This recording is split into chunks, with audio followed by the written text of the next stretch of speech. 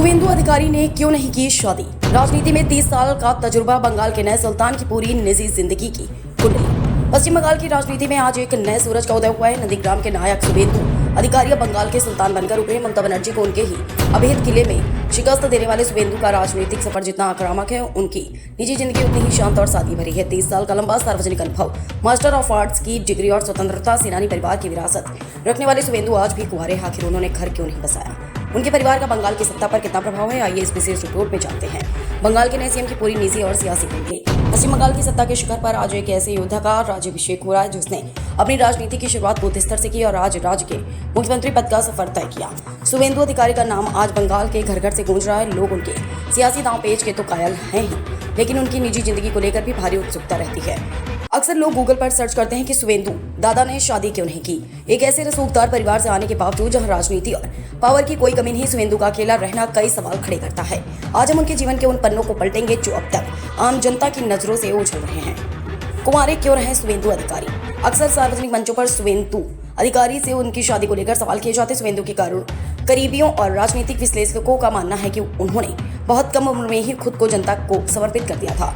शुवेंदु स्वामी विवेकानंद के आदर्शों पर चलते हैं और उनका मानना है कि एक पूर्णकालिक राजनेता के लिए परिवार की जिम्मेदारी आप बाधा बन सकती है। मीडिया में छपी खबरों के मुताबिक शुवेंदु ने अपना पूरा जीवन बंगाल के लोगों और विशेषकर मेदिनीपुर की मिट्टी के लिए न्यौछावर कर दिया है। उनके लिए उनका निर्वाचन क्षेत्र ही उनका घर है और वहां की जनता ही उनका परिवार। इसी त्याग ने उन्हें जनता के बीच दादा बड़े भाई की छवि दी है।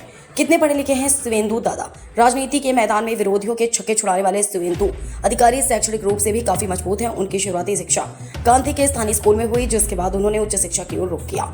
शुवेंदु ने कांथी पीके कॉलेज से स्नातक की पढ़ाई पूरी की और उसके बाद मास्टर ऑफ आर्ट्स एमए की डिग्री हासिल की। उनकी यह उच्च शिक्षा है ही कि वे विधानसभा के भीतर आंकड़ों और तथ्यों के साथ ममता सरकार को घेरने में माहिर माने जाते हैं। इतिहास और राजनीति की गहरी समझ उन्हें एक विजनरी लीडर बनाती है। शुवेंदु का ताल्लुक कांथी के उस गौरवशाली अधिकारी परिवार से है जिसका नाम भारत के स्वतंत्रता संग्राम में बड़े सम्मान के साथ लिया जाता है। उनके पूर्वजों ने अंग्रेजों के खिलाफ लड़ाई में सक्रिय भूमिका निभाई थी। उनके पिता शिशिर अधिकारी खुद एक दिग्गज राजनेता और पूर्व केंद्रीय मंत्री रहे। राजनीति शुवेंदु के रंगों में दौड़ती है। उनके भाई दिव्येंदु और सौमेंदु भी राजनीति के मंचे हुए खिलाड़ी हैं। इस परिवार का मेदिनीपुर और आसपास के जिलों में इतना प्रभाव है कि उनके समर्थन के बिना वहां सत्ता की कल्पना करना भी मुश्किल है। 2 बार लोकसभा सांसद, 3 बार विधायक और 5 साल तक पश्चिम बंगाल विधानसभा में नेता प्रतिपक्ष।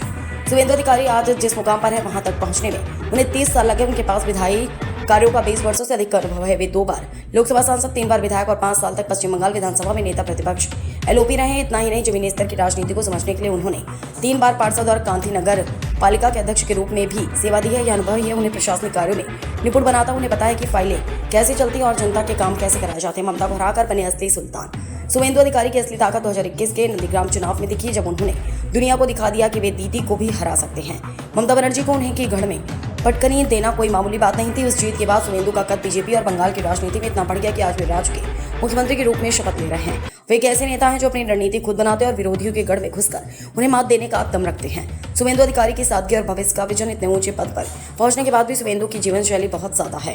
सफेद कुर्ता और पैजामा उनकी पहचान है। वे सादा शाकाहारी भोजन करते हैं और धार्मिक कार्यों में उनकी गहरी रुचि है। बतौर मुख्यमंत्री अब उनके सामने बंगाल के खोए हुए गौरव को वापस लाने की चुनौती, औद्योगिक विकास, रोजगार और कानून व्यवस्था उनके एजेंडे में सबसे ऊपर है। बंगाल की जनता को उम्मीद है कि अधिकारी परिवार का यह चिराग अब पूरे राज्य के भविष्य को रोशन करेगा।